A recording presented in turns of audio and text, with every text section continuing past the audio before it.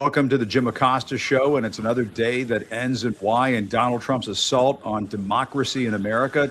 Trump's secret police force, otherwise known as ICE, is still out on the streets violating the civil liberties of American citizens. Just over the weekend, federal agents brutally shot and killed Alex Pretti, a U.S. citizen who was out protesting in Minneapolis on Saturday. And now the White House is in full damage control mode after the killing of Pretti. At a White House press briefing earlier today, the press secretary, Caroline Leavitt, would not say whether Trump agreed with DHS Secretary Kristi Noem, saying that Pretti committed an act of domestic terrorism, and whether his top official, Stephen Miller, was correct in referring to Pretti as an assassin. Our friend Nick Valencia, independent journalist, is back out on the streets of Minneapolis. He's actually at the scene of where Alex Pretti was gunned down by those federal agents. Nick, tell us what you're seeing right now. And first of all, I have to say thank you, man. Thank you for everything that you did over the weekend. Thank you for being there for us. Great work that you did. Tell us what you're seeing now. Hey, Jim, sorry, I'm doing this all by myself here. So we are at the vigil of Alex Pretti. This is where he was shot and killed. And, you know, this has been a scene, a somber scene, a scene where people have come to, at points, emotionally belt out what they're going through. Other times just reflect on there being another murder in the city. You know, 66% of the homicides that have happened in Minneapolis have been at the hands of federal immigration officers here. And so this has turned into, you know, a place of mourning and grief. And we know that, you know, grief knows no timeline here. And so what you have here also is the street and traffic continuing to go through this thoroughfare. And that's kind of upset some of the locals and activists here. They think this should be blocked off. They think this should be sort of more of a respected memorial space. And let me tell you, you know, we were here 15 minutes after the shooting happened. The only reason this is blocked off is because the community did it. The only reason this scene was preserved was because the community took the police tape and put it around. Items of Alex Pretti were left at the end of the block here. That's how they were preserving the scene. And so this has really been a space that had been taken over by residents of Minneapolis to reflect, Jim. And Nick, tell us about what you've been going through over the last 24, 48 hours. It's been extraordinary. I mean, you were on the main page of the Drudge Report. We can show people that image. You were at a hotel last night. You overheard, I guess, some demonstrations that were going on. And these agents came out, guns drawn. You know, they were being threatening towards you, menacing towards you. They were aiming their weapons at you. Yeah, you know, the fact of the matter is here, when we're in this situation, it's like an us against them mentality that the feds have. And if you're not wearing a badge, it seems like you're potentially a target of their ire. And we showed up, as we have the right to do, to document what was happening. We had heard that activists were putting on a noise demonstration. They had found out where immigration officers were staying, and they went to protests. We showed up about an hour and a half into that, and about 5 minutes after we showed up, that's when the feds showed up, and they stormed in and flashbangs. They started pointing weapons at anyone who got in their way. We repeatedly identified ourselves as press, and I think, Matt, we have video of what we went through last night. Part of what we're going through here, guys. I'm independent media. I'm independent media. Watch this. You have a federal officer that is engaging with the demonstrators now. He appears to fire a less lethal round at the chest of one person to try to clear the front. You have fire department showing up now, ambulance now, and these. The entrance still flooded with debris here from what was left over of the scene earlier. There's going to be under arrest. Okay, we got to go. Wait, press. We're alerted to a demonstration that happened about an hour ago or so, and what's unfolded here was another tense situation here tonight in the Twin Cities. You had activists who had staged in front of a hotel that was being used by federal immigration officers. Some clashes happened. They encroached on the front lobby. They were pushed out. A perimeter was established. After that, there seemed to be, you know, things kind of died down for a little bit. Graffiti was put up. Things kind of died down for a little bit until they didn't. Oh my God, look at this. Coming in with the MRAP. They're coming in with more. Okay, they're coming in with more reinforcements, and they're now pushing people out. Flashbangs now are deployed. Press. Okay, press. There's a big unit. Press. I'm press.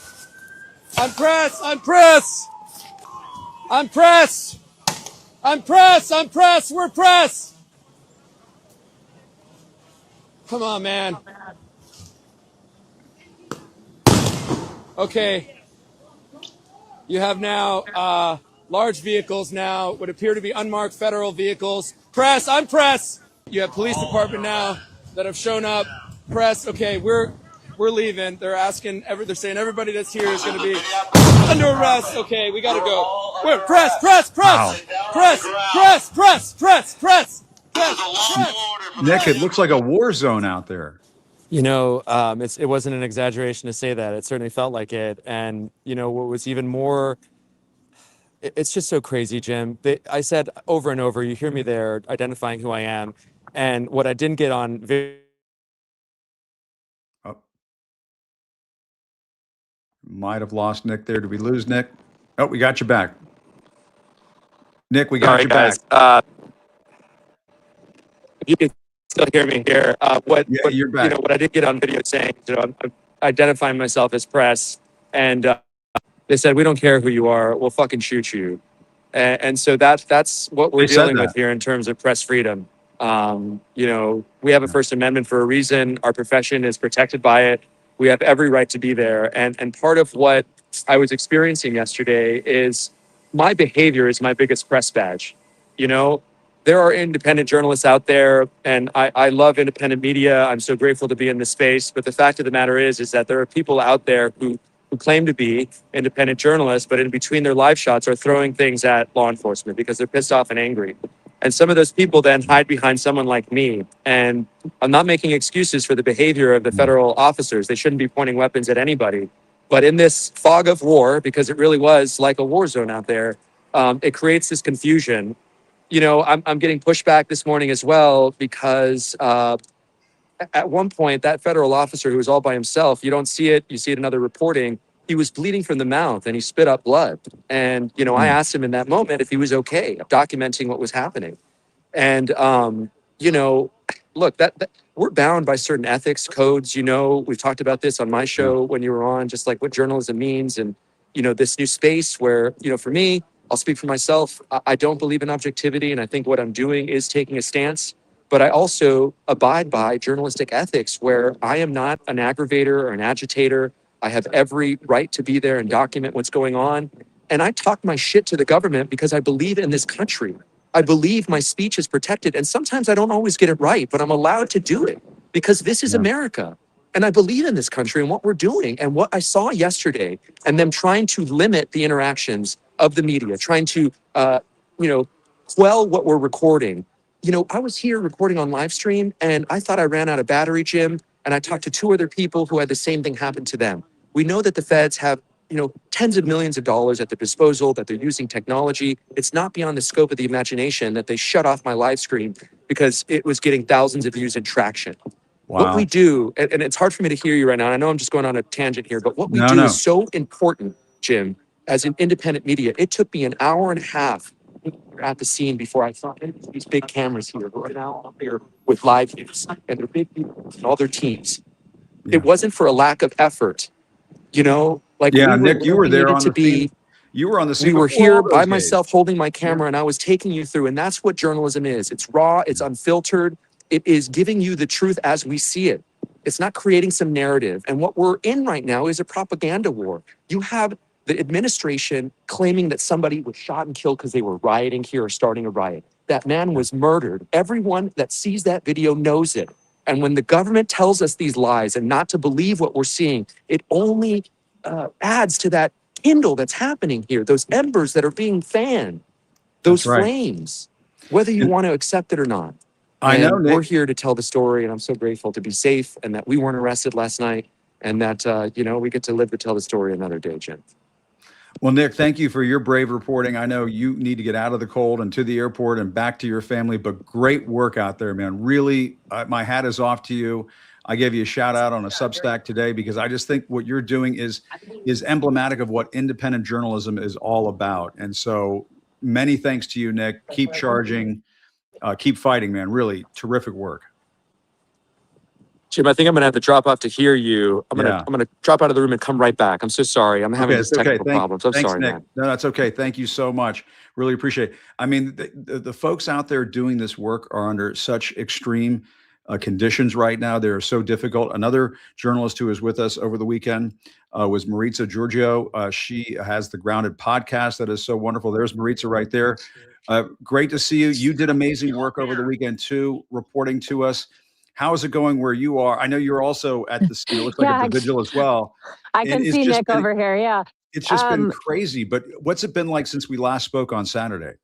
It just continues to kind of stay active, Jim. I mean, we just keep seeing more and more people. I was out here pretty early this morning. I think I got here about 7:15, and it was pretty quiet then. But all day long, just tons of people coming in, and we're seeing a lot of sadness. We're seeing a lot of anger. And there was a man out here earlier, and I think I sent you the clip, but really powerful. And he was saying, like, this has to stop. This has to stop. And then a short time ago, I talked with Senator Tina Smith, who came out here, laid some flowers right here in front, and hugged people and talked with people. And, everyone here just continues to grieve. And we're all kind of waiting for what comes next with, the borders are Tom Homan coming here tonight, this conversation that happened between President Trump and Governor Tim Walz. And then these court hearings that are happening here in Minneapolis today, the first over this lawsuit filed to stop this operation, this federal operation, these raids in the Twin Cities metro area that was filed by the cities of Minneapolis, St. Paul, and Attorney General Keith Ellison. There was a hearing this morning, but also then this afternoon, this hearing basically that would force the federal government to preserve all of the evidence that they've collected at this scene. And we saw a temporary injunction granted over the weekend, but another hearing today.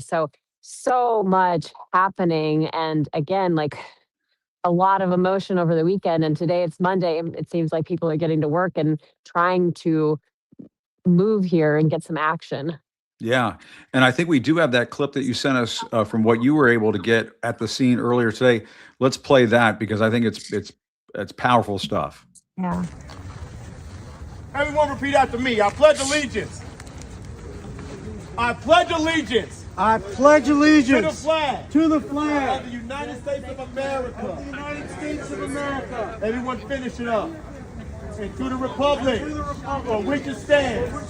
One nation. One nation. Under God. Under God. Indivisible. With liberty and what? Liberty. Wait. Liberty and what? Justice. Liberty and what? Justice. Liberty and what? Justice. Liberty and what? Justice. Liberty and what? Justice. Liberty and what? Justice. For motherfucking all. Motherfucking all. Damn. We said this when we was in school. Maritza, I mean, we love this I can understand why but we hate people the feel this bullshit. way, and people want justice there in Minneapolis. Yeah, they do. And it reminds me back to George Floyd. How many times did we hear no justice, no peace? They do. They want justice. And that's part of what Senator Smith talked to me about. She seemed hopeful. And she said she talked to the governor shortly after his call with President Trump. And she said he seemed hopeful that this might be some kind of turning point to a wind down. Because apparently the governor talked, according to the statement his office released, the governor talked to the president about removing just the amount of federal troops here. I mean, we have federal agents, I should say, 3,000 DHS officers on the ground in a city that has only 600 police officers. So apparently that was talked about. But what Senator Smith went on to say was, but that's not it. That's not enough. Right. We also need some accountability from this administration. And the calls for accountability seem to be growing here today. We had quite an announcement from a gubernatorial candidate, a Republican gubernatorial candidate who dropped out. And he actually provided legal counsel to the ICE agent, Jonathan Ross, who, we saw on camera shooting Renee Good. And so he dropped out this morning of this race and basically said he can't stand to watch the federal retribution of, to his state of Minnesota. And he doesn't want to be in a party that goes along with it. Yeah, he said, I didn't sign up for this to that effect, and said he was dropping out of the race because of that. Any sense as to what people are thinking about, Trump talking to Governor Walz today? It looks like Trump and the White House, they understand the political trouble that they're in right now, so they're trying to turn down the temperature just a little bit.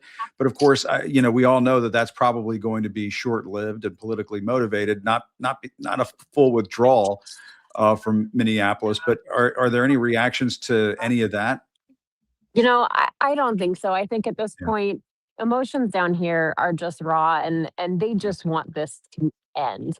And I think, as we know with this president, you see it when you believe it. You see a lot of talk, whether it's about Greenland or Canada becoming a 51st state or whatever, and they just want to see this end. And so I think that in this state, they'll believe it when they see it. Yeah, people certainly had enough, and they want justice, as that man was saying that you captured earlier this morning. Maritza, great to see you. Thank you so much. Thanks for all the great work you did every week. I know you were so freezing cold, but I appreciate it so much. No, thank you so much, Jim, and thank you for your good work. Thank you. All right. Stay safe. Stay warm. Thank you so much, Maritza. Really appreciate it. I want to go now to Minnesota Congresswoman Angie Craig. She's joining me now. Congresswoman, thank you so much for joining us. We've just been getting some live reports from the scene there of where Alex Pretti was shot and killed. You and I have not had a chance to speak about any of this. What's been your reaction since all of that went down on Saturday? Well, my wife and I were there at that scene yesterday to lay flowers and to just be with our community. And, what I will tell you is I feel just about like every other Minnesotan. I'm mourning for Alex Pretti and his family. I'm mourning for Renee Good and her wife, Becca. I'm angry that the federal government has been here terrorizing Minnesotans for weeks on end now. And I'm also resolute. They have picked on the wrong city if they want us to falter, because that's not what we do in Minnesota. What we do is we stand with our neighbors. And yesterday, as we stood with hundreds of Minnesotans, we just sort of slipped into the crowd there and held hands and sang hymns together. It did fill me with hope that if we continue as a community to come together, to fight together, that in the end, good will win. So, Jim, it's good to be with you here, but all of those emotions are really flowing right now. I'm sure they are, and they will be for some time. But I have to get your reaction to a few things. I guess, first of all, the way that the administration tried to slime Alex Pretti in the initial moments after he was shot and killed by federal agents. Stephen Miller, we can show this tweet, called him an assassin who tried to murder federal agents. Kristi Noem, the DHS secretary, she was lying repeatedly about what took place. And I just wonder what your response to that. It sounds as though the White House is backing away from some of that. Here's Stephen Miller saying that Alex Pretti was a domestic terrorist who tried to assassinate federal law enforcement. Just disgraceful, despicable comments, but your thoughts?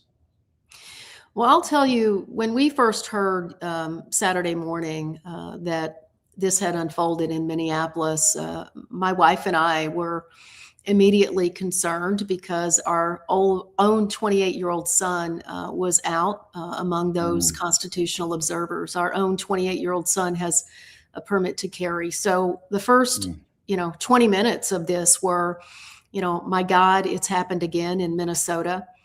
Let's find our son. And so honestly, as a mother, is my first reaction to what's happening here for the Pretti family who have lost their son, who was a helper. And that's what makes Stephen Miller and Kristi Noem calling him a domestic terrorist. That is what makes Greg Bovino's commentary just so disgusting.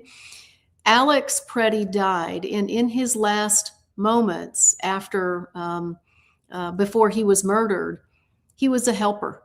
And that's what America sees. And I think that's why this is resonating so fully with America. Renee Good, I'm not mad at you, dude. Those were her last words to an ICE agent.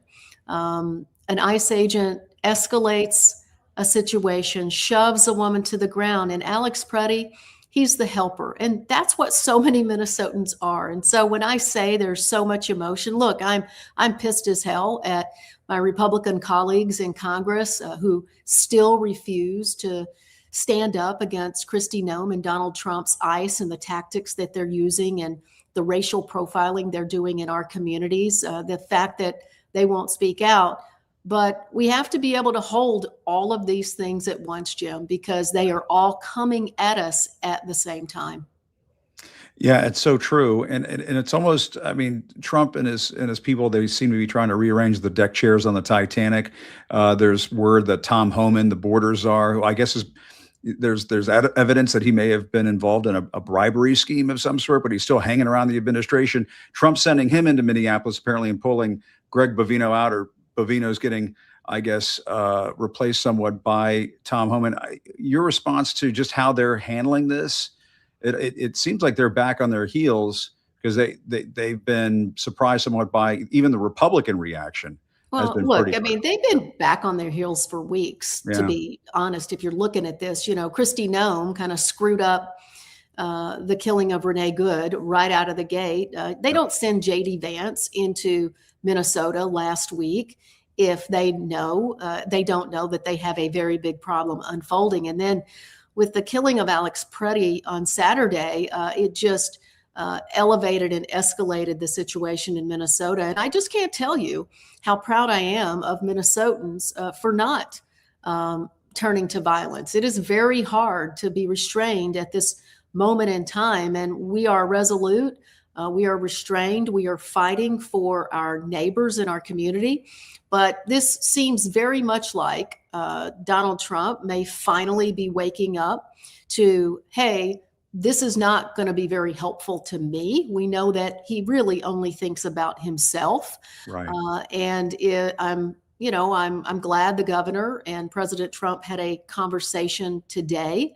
Hopefully this will be the beginning of an off-ramp for what is happening here in Minnesota. It shouldn't have happened to begin with. We are the number 24 state for immigration in our nation. We know this was political retribution. We know there are ulterior motives, and we know that this was never actually about immigration in Minnesota. And speaking of those ulterior motives, I have to ask you about this because the Attorney General, Pam Bondi, apparently sent some letter to the governor, and we're showing it on screen right here. And it is so strange. She talks about the voter rolls.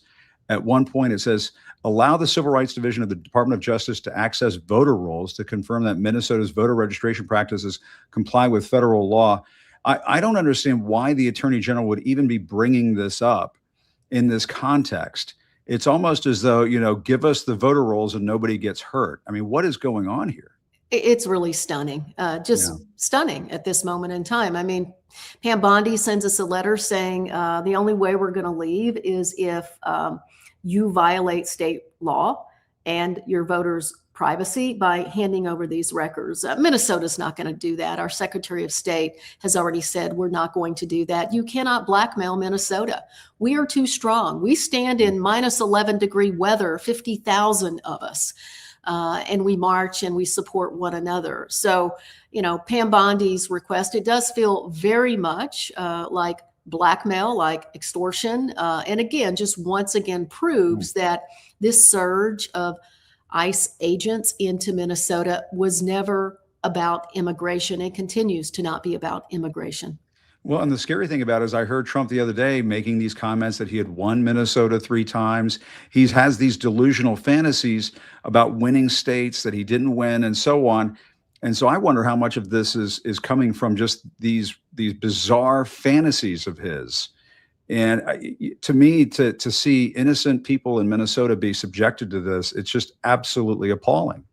Well, we're talking about an American citizen who was practicing his First Amendment, Second Amendment, and Fourth Amendment rights here yesterday. But when you look at the history of what's happened over the last several weeks, from using a 5-year-old as bait to get his father out of a home, a 2-year-old who was under court order not to be deported. I mean, this is insane what's happening. And that, that doesn't even cover, the American citizens who have been detained and locked up by ICE. One of the most stunning pieces of testimony members of Congress received 2 weeks ago, Friday, when we had 28 members here, was that there is a U.S. citizen section at the federal buildings and the detention centers here in Minnesota. It's really just stunning.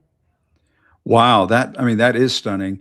And I guess it also underlines why I know you and many of your colleagues in the House among the Democrats voted against funding for DHS. It got through anyway with support of a handful of Democrats. I saw Tom Suozzi put out a statement saying he now regrets voting for that, but now goes over to the Senate. I know members of the House don't like to tell senators what to do and so on, but what would be your advice to your Senate colleagues on this? Well, I don't mind telling senators what to do at this moment in time. Jim, I think if we are playing by the normal rules of our country, where we expect to have an administration that obeys the laws, then we've missed the memo in the Democratic Party. And so I voted against the Department of Homeland funding bill. I introduced articles of impeachment against Kristi Noem. And frankly, I voted against the minibus, the 3 other funding bills that were on the House floor last week. And I did that to make the point to my colleagues and to my constituents and this country that we cannot behave as if these are normal times. These are not normal times in our country. So I would say to my colleagues on the Senate side and the upper chamber that now is the time to take a stand against this administration. Now is the time to say, hell no, we will not vote for any package that contains a penny of funding for the Department of Homeland Security and Trump and Kristi Noem's ICE. Yeah. And what's the message to Donald Trump at this point? My message to Donald Trump is that you can't break Minnesota. It's never going to happen. You see, we have been trained to protect our neighbors in our country. That is who we are. That's who we are inside us. And you cannot take away our First Amendment, our Second Amendment, our Fourth Amendment rights in our country. It's something that if Donald Trump wanted to come after a state, he picked the wrong state, because Minnesotans will not back down. And I would say to this president too, what the hell are you doing? I mean, we're not even a sanctuary state in Minnesota. You lost 3 times when you ran here. Get over it. You're president of the United States now. And we're good people. We love our neighbors here. We're about half Democrats, half Republicans in the state of Minnesota. And in my congressional district, it's about a third Democrats, a third Republicans, and a third don't like Democrats or Republicans. But I can tell you what they really don't like is the tactics that ICE are using in our state.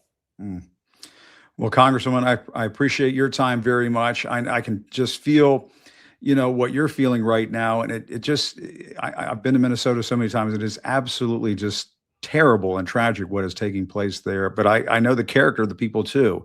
And it has not surprised me whatsoever to see the way they've just been showing their true colors and pulling together and standing united and demanding justice. And I know that you all will continue to do that. But Congresswoman, thank you very much for your time.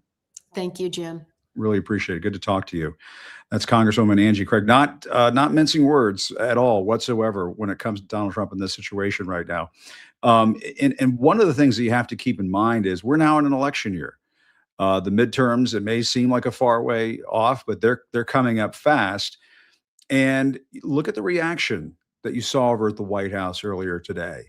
The White House press secretary being asked about what Kristi Noem and Stephen Miller have been saying, and not saying, oh, this is what Donald Trump thinks. So they were distancing themselves over at the White House from Stephen Miller and Kristi Noem just ever so slightly.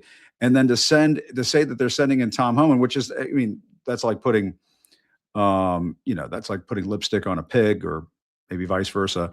Sending in Tom Homan instead of having Greg Bovino there, as I said earlier, it's rearranging deck chairs on the Titanic, but it is an indication that they know that they're hurting politically coming out of what took place over the weekend.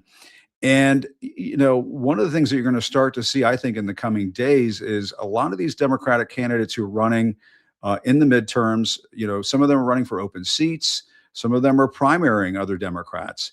And they're going to be holding the line on a lot of these issues. I had a chance to speak with one candidate earlier today. He's running to replace Nancy Pelosi in California. His name is Saikat Chakrabarti.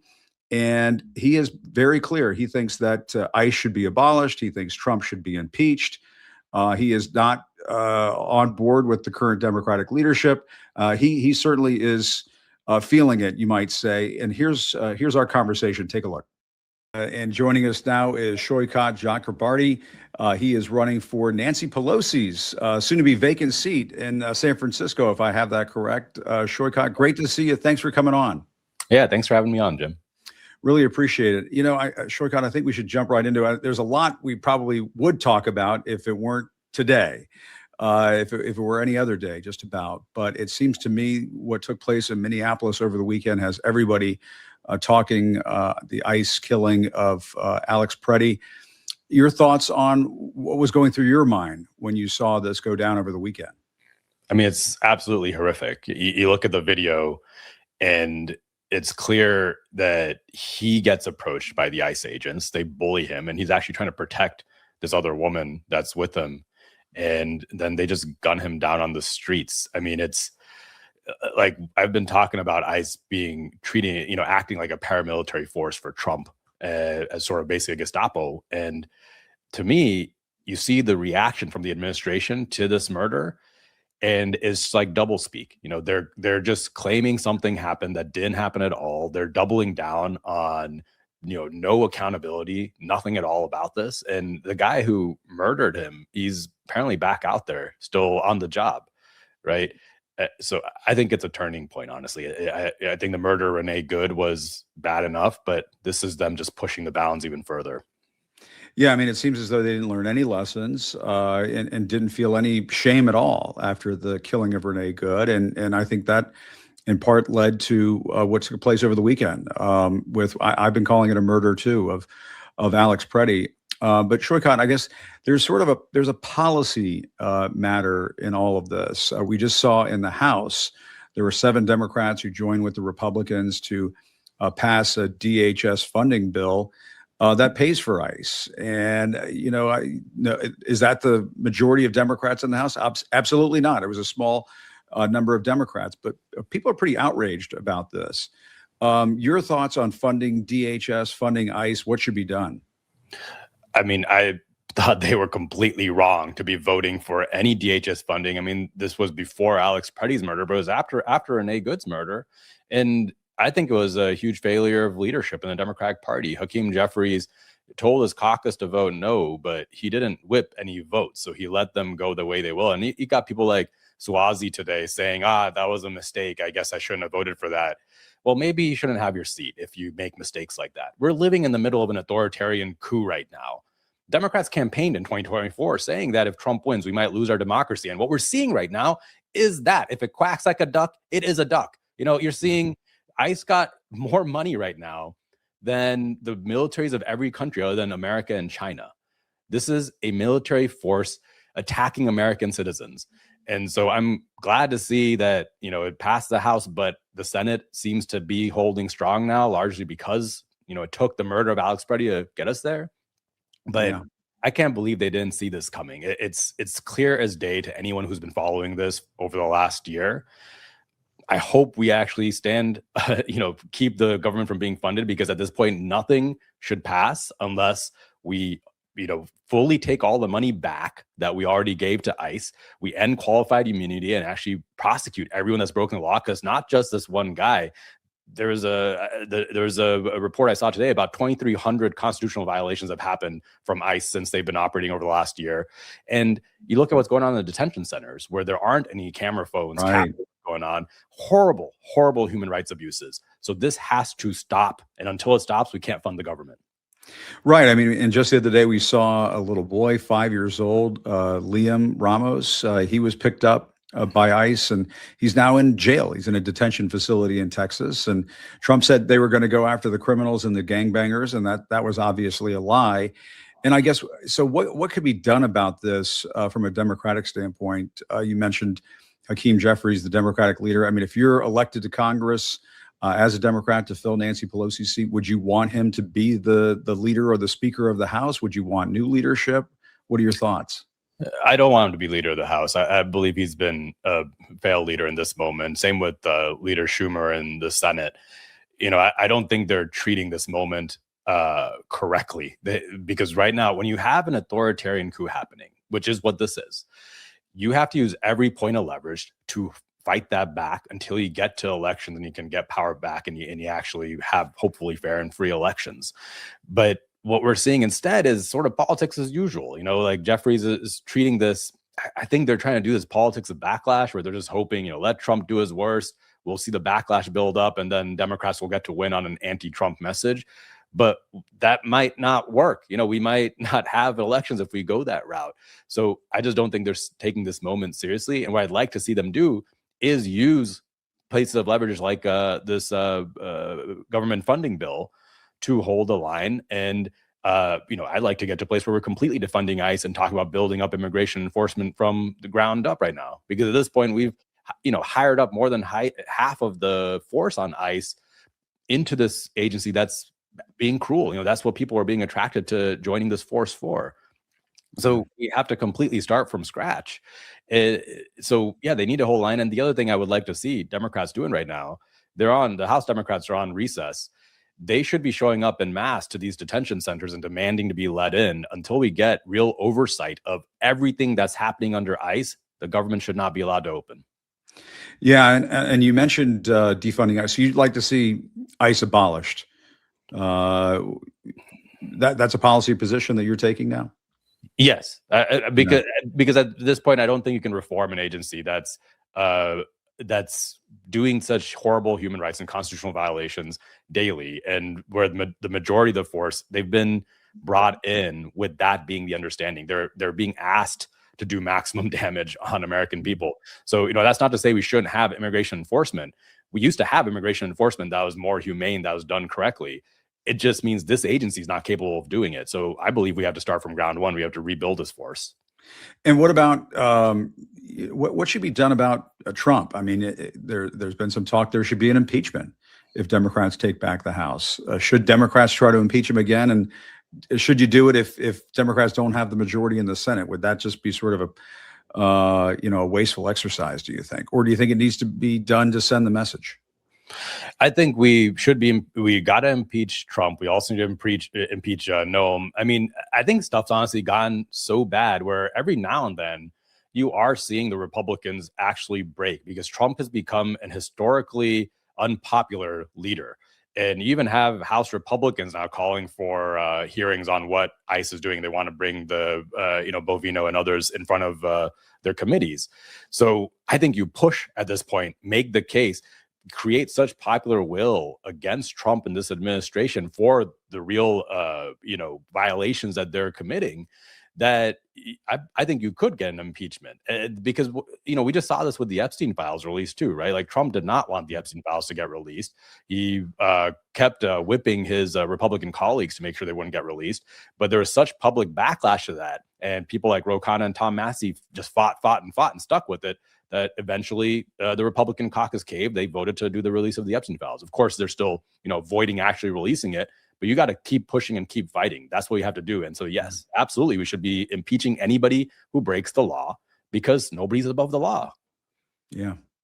Yeah, no, there's no question about it. But the flip side of this is that Trump is being emboldened by some pretty powerful forces. And you come from the world, I guess, of Silicon Valley. If I feel free to correct me or if I'm mischaracterizing anything, you were a top official at Stripe. And I guess, what do you make of the way that some of these big tech CEOs have gone into the Oval Office and presented these golden gifts and really just sort of bent the knee to Donald Trump? What's been your observation of that? It's complete cowardice, opportunism, and is horrible. I mean, I will say most of the tech industry, the tech workers, I talked to a lot of them in San Francisco, they're embarrassed by it and they hate it. They don't want to be seen as being represented by people like Elon Musk and Peter Thiel and David Sachs and even Tim Cook now, who's going over them doing movie viewings with Donald Trump in the White House last night. It's clearly it's just pay to play. All these tech leaders, they know the way to get on Trump's good side is to bribe him, frankly. And I believe we have to be holding everybody who's enabling this administration accountable and looking into anything illegal that's going on, because if it is pay to play, that's wrong, right? That's illegal. And so Democrats, I don't think we can go back to just, asking these same leaders to come back to our side, give them a pass. No, if you're enabling what's going on right now, murder of people in Minneapolis, you got to be held accountable. Yeah. I mean, what happened out in Silicon Valley? What happened in tech world? I mean, I'm old enough to remember when there were a lot of Democrats and progressives who were leading a lot of these companies. And it sort of, did it change on a dime? Did it slowly evolve over time? Is it just that they're kissing up to Trump because he's been in power more or less over the last decade or so? What is it? Can you put your finger on it? Like, what the heck happened? Again, I want to say, like, it isn't most of the tech world, right? Like, okay. Largely some VCs, some CEOs who've aligned themselves with Trump and with Elon Musk and that movement. And there's always been a strain of that. I mean, Peter Thiel, if you look at his history, he's been talking about basically corporate run city, nation states for the last 15 years, like since I've ever heard of him. It was just a fringe part of the tech world. Yeah. But, ideas like that gain power. And then when someone like Trump came in and brought them in, and he really did give them a lot of attention, I think they got seduced and they realized, we can have power not just over our little kingdom here in Silicon Valley, but over the entire country. And hey, by the way, if that means my crypto holdings go up and I make $1 billion, why not? Right. Yeah. So a lot of it is, you see this happen anytime. Greed is a part of it.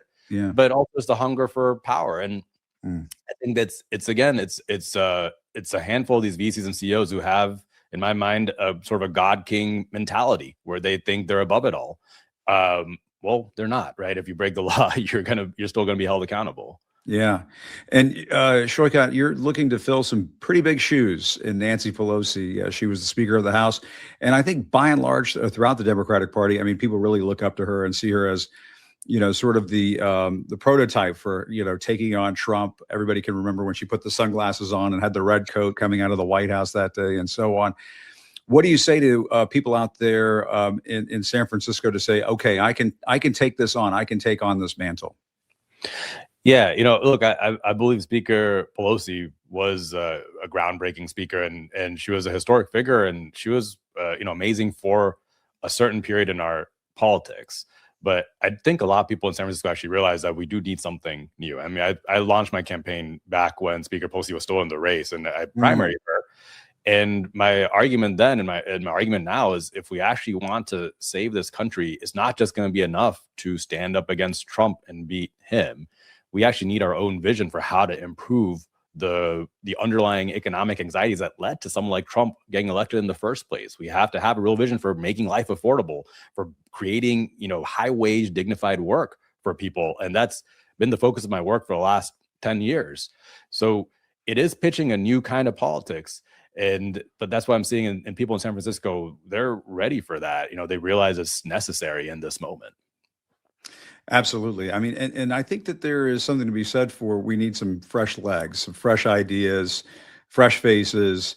And so if you don't want Hakeem Jeffries to be the speaker, who would be the speaker in your mind? Can I put you on the spot like that? There are other exciting folks in the Democratic caucus. I mean, honestly, I did like a lot of what Ro Khanna did in this past year, where he's figured out how to push these issues that are very popular and actually get votes on things like releasing the Epstein files.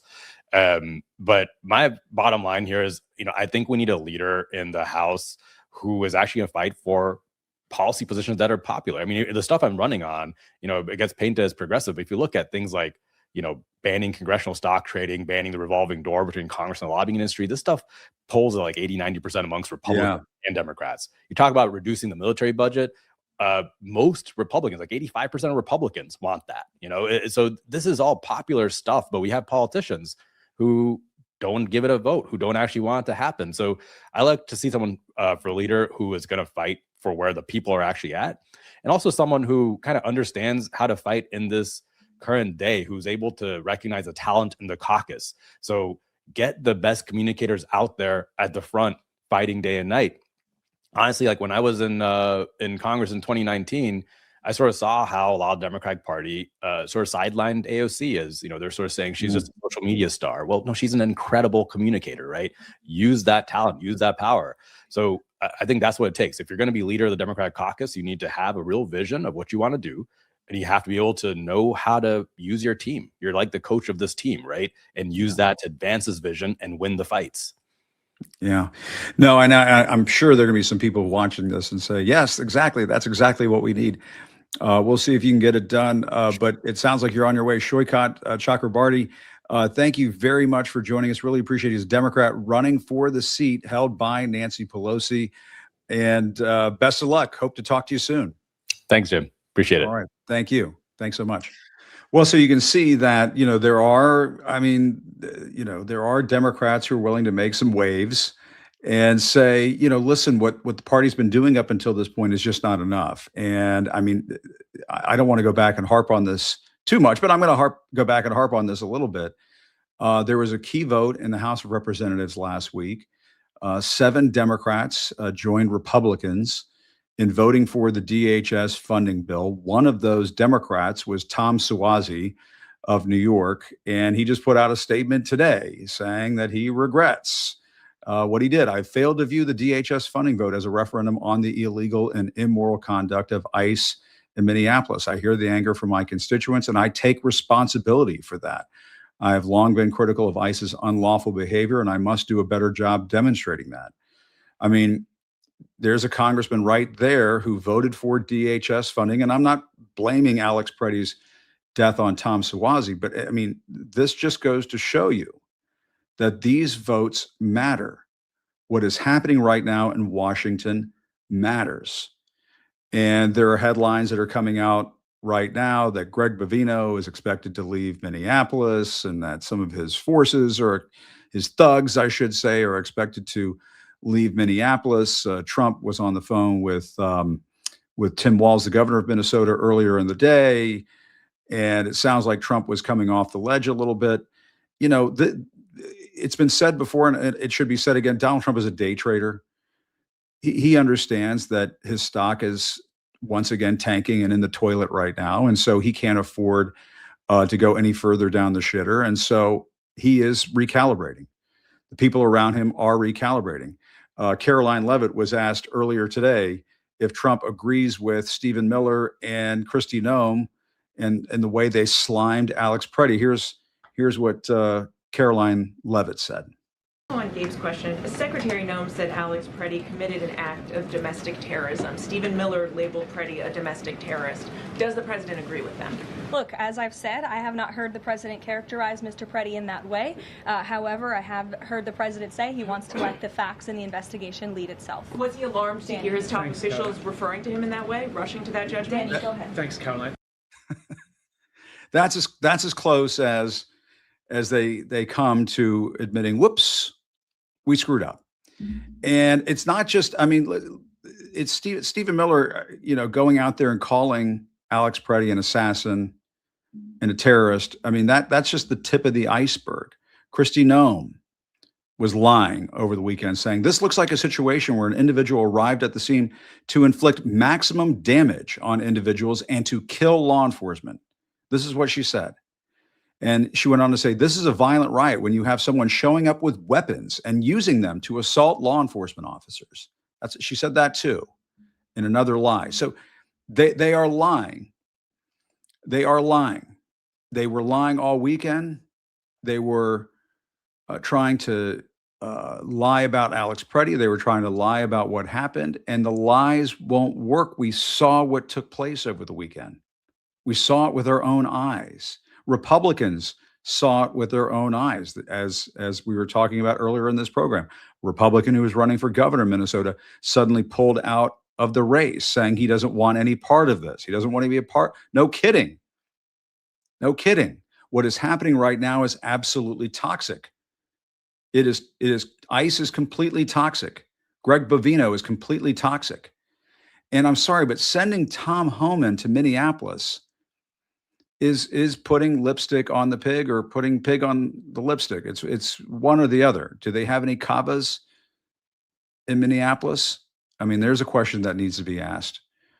But make no mistake, Donald Trump needs to understand that he may feel somewhat up against the ropes, and he's recalibrating. He's sending in Tom Homan. They're pulling Greg Bovino out. They're sending Caroline Levitt out there to try to cool things down in the briefing room. That's not enough, ladies and gentlemen. That's not enough. I'll tell you what is enough. I'll tell you what. This may not be enough either, but this would be a start. This guy, this SOB, Stephen Miller, who put out the tweet over the weekend, we could just show that one more time, referring to Alex Pretti as a domestic terrorist. This is what Stephen Miller said. A domestic terrorist tried to assassinate federal law enforcement. That is what Stephen Miller said about Alex Pretti, an American citizen who was murdered by federal agents in the streets of Minneapolis over the weekend. If you want to start healing the damage that you've done to this country, Donald Trump, you can fire that son of a bitch right there. Fire that son of a bitch right there. And there's a lot of talk here in Washington about communicating to the audience of one, and I'll just communicate to the audience of one right now. Donald Trump, if you're watching, if somebody clips this and shows this to you, maybe Stephen Miller will clip this and show this to you and say, Daddy, look what they did to me. Look what they're saying about me.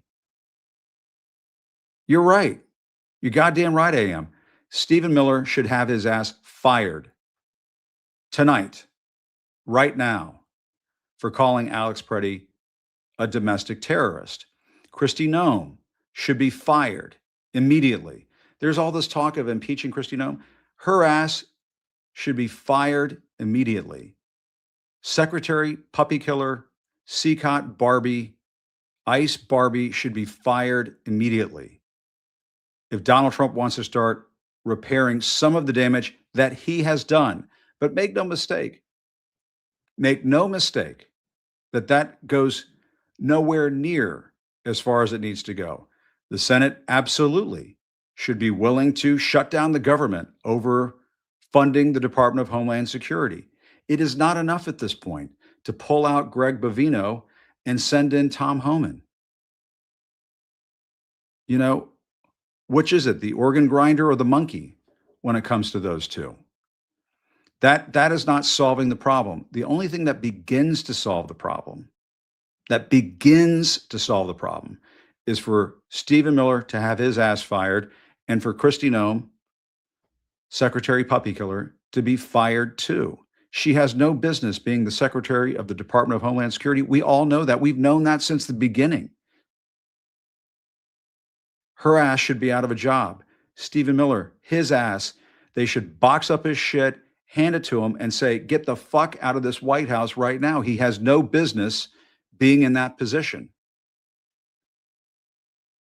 Calling Alex Pretti as a domestic terrorist, that should be the last straw, but it probably won't be the last straw. And I'll tell you why. And you've heard me say it on this program before. It all flows back to Donald Trump. Ladies and gentlemen, it all flows back to Donald Trump. He said during the campaign that immigrants were poisoning the blood of America. He called immigrants vermin. He has been doing this since back in 2015 when he referred to Mexican immigrants as rapists and criminals. This all flows back to him. The people who work under him, Stephen Miller, Kristi Noem, Tom Homan, Greg Bovino, the thugs of ICE, the Trump secret police force, they all report to him. The fish is rotting from the head on down. And it is on Donald Trump. It is on Donald Trump. Alex Pretti's death is on Donald Trump. Renee Good's death is on Donald Trump. The arrest of 5-year-old Liam, who is in jail right now, is on Donald Trump. The terrorizing of Minneapolis, Minnesota is on Donald Trump. All of this is on Donald Trump. Now, I was covering the White House back in 2017 when he fired Steve Bannon. That came after what happened in Charlottesville. It took the death of Heather Heyer during the violence in Charlottesville to result in the firing of Steve Bannon. We are once again seeing the ultra right-wing fascist thugs in this administration running wild, and it should result in a firing. Sending in Tom Homan doesn't even come close to getting the job done. Sending Caroline Leavitt with a different pack of lies to paper over the other lies doesn't come close to making up for it. So if the audience of one is listening, and if his propagandists on Fox who watch this program and record this program and sometimes play clips of this program on Fox, if they want to clip something, clip this. Donald Trump, you are responsible for all of this. The only thing that works this week is if you fire Stephen Miller. The only thing that works this week is if you fire Kristi Noem. The only thing that works this week is if you fire Greg Bovino, AKA Little Hitler. Little Hitler needs to go. His little ass, his munchkin ass needs to go. Follow the yellow brick road out the fuck of Minneapolis, Greg Bovino. Follow the yellow brick road to the unemployment line, Greg Bovino. They're all liars. They're all thugs. They're all goons. And no money should go to ICE until somebody is fired. Stephen Miller, Kristi Noem, Greg Bovino, take your pick, or all of the above. That is the only thing that is going to start to tamp down what Donald Trump has unleashed in Minneapolis. My thanks to Congresswoman Angie Craig. My thanks to Nick Valencia. Just did an incredible job over the weekend, absolutely incredible job reporting out there in the field. Maritza Giorgio, also an incredible job. They were both with me on Saturday. My thanks to them both. It means so much. And also to keep your eyes on Saikat Chakrabarti, who is running for Nancy Pelosi's seat. He represents this new wave of Democrats. They're not taking any shit, ladies and gentlemen. They're not taking it. They're not taking it anymore. And there are more of them coming. And we'll be profiling them on this program in the months to come. But thanks, everybody, for watching. Still reporting from Washington. I'm JimAcosta. I'll see you next time.